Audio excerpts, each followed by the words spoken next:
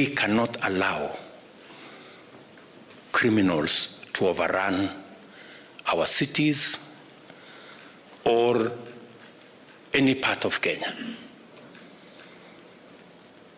We have given you the instruments. You have the backing of the law to make sure that we deal with criminals firmly, decisively, conclusively, in accordance with the law and the Constitution. If any officer is in danger of criminals, they must use their firearms to deal with the criminals.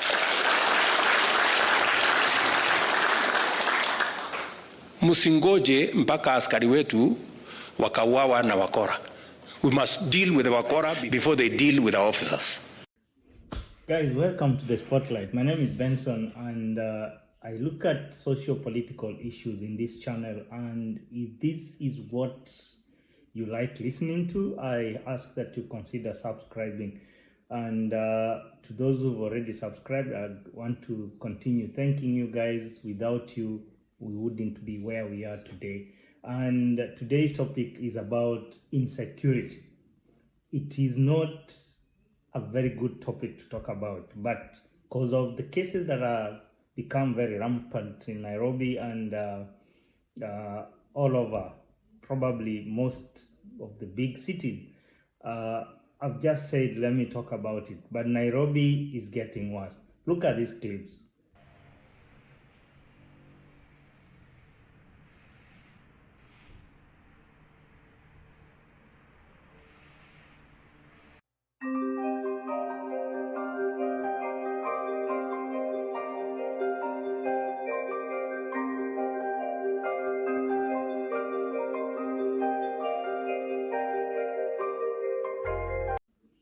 Wow, this is getting serious. You can't walk in Nairobi with some confidence. I know people have been mugged, people have been robbed in broad daylight. These guys have gained some level of confidence that we can't talk about. But why do you think guys are going into this? People are becoming thieves or robbers or whatever. I tend to think the change of government, Matiang'i and his government, Kina Kinoti, they knew something which this new government hasn't grasped yet. They've not gotten to that level where they understand how to manage these people.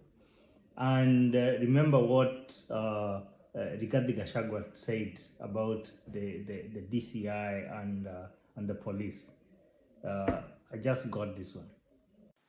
The level of extortion by detectives pretending to be fighting graft, whereas they were just extorting money from governors and officials, is a thing of the past.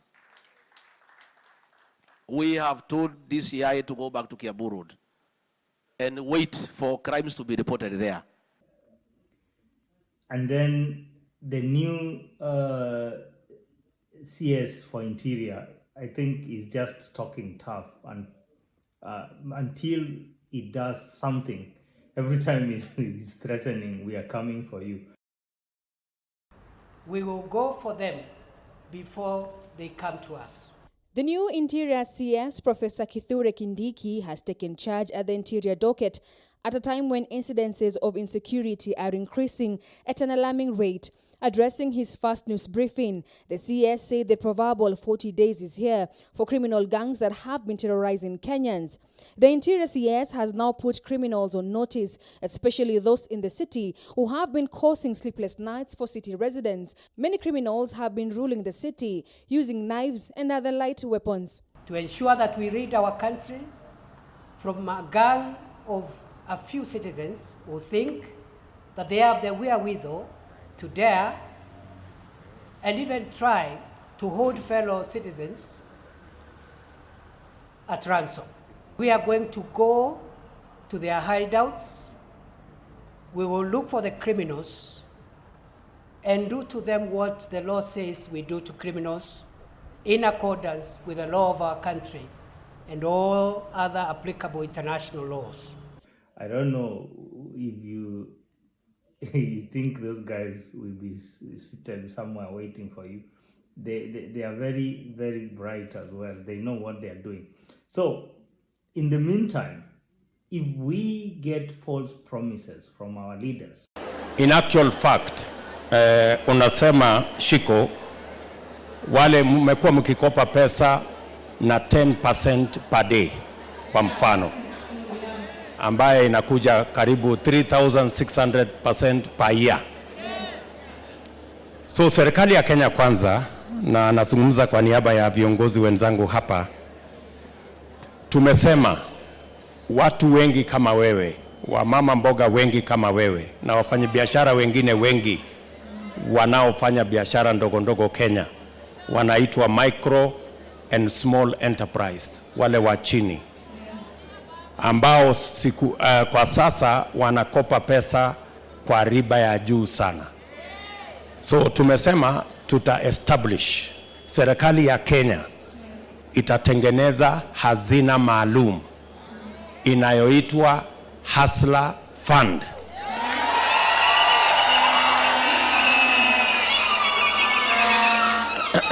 Na hiyo Hustler Fund tutaweka pesa ya serikali shilingi bilioni 50.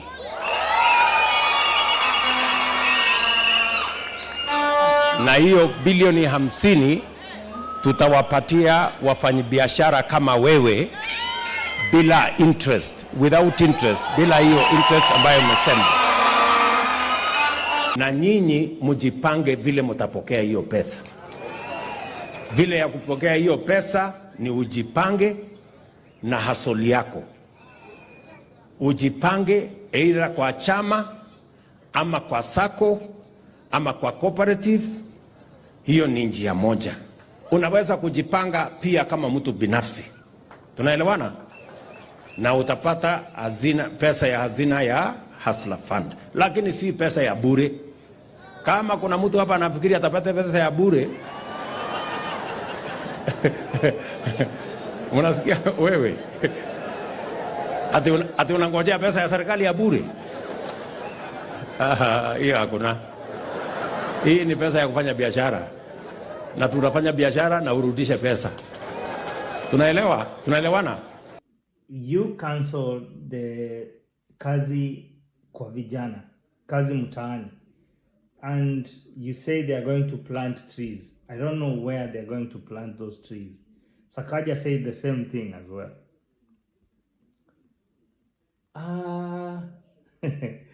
Yeah. Anyway, people are not sleeping in Nairobi. The poor are not sleeping because they are hungry. The rich are also not sleeping. Just as the case is in Kampala. Look at this guy, just to finish.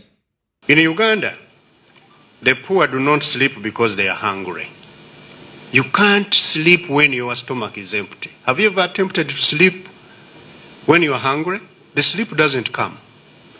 So in Uganda, the poor don't sleep because they are hungry, and the rich are no longer sleeping because the poor are awake. So we are having a country now where all of us are no longer sleeping. These days, whoever gets some money, like you, the chairpersons of districts, you have some money. You have built a nice house.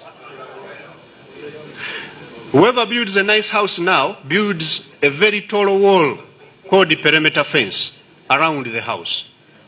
On top of the perimeter, someone has told us this wall you see there. You can't even see the house. It's a beautiful house, but somebody has hidden it in a wall. On top of the wall, we put wires. On the wires, we put electricity. And a certain word somewhere, danger. You touch, you die. Then you put CCTV camera. You rear dogs. German Shepherd, big, like 4. You buy a big gate with a chain. And in the house you put burglary proof on every inlet. Windows, ventilators, doors, everywhere there is burglary proof. You have a Askari. If you are unprivileged like some of us, the Askari has a bow and arrow. Those who are privileged, like some of you, the Honorable Right, Honorable Speaker, they have a gun. But still, with that detail, you feel unsafe, insecure. Somewhere around 2 a.m., as you are trying to sleep, after a long day of meetings and so on, a storm comes, blows, and one of the branches on the tree drops on the house. You jump to check in the curtains. Who's coming? You realize it is a storm. You go back. As you are pulling the blanket on yourself, now around 3, one of the dogs knocks on the car and the alarm goes off. Then you jump out to see who's touching my car. You realize it is your dog playing. By the time you go to sleep, after running around your own house, it is now 5 a.m. and you expected in office at 7. So you see leaders come and they have a lot of sleep on themselves. They are not sleeping. So the poor don't sleep because they are hungry, and the rich do not sleep because the poor are awake. Yeah, that is what is happening in Kampala as well. Until that time when we realize that the gap between the poor and the rich needs to be narrowed, these things will keep bothering us and many more. Guys, thank you so much for being here. That's the Spotlight. My name is Benson. Kwaheri.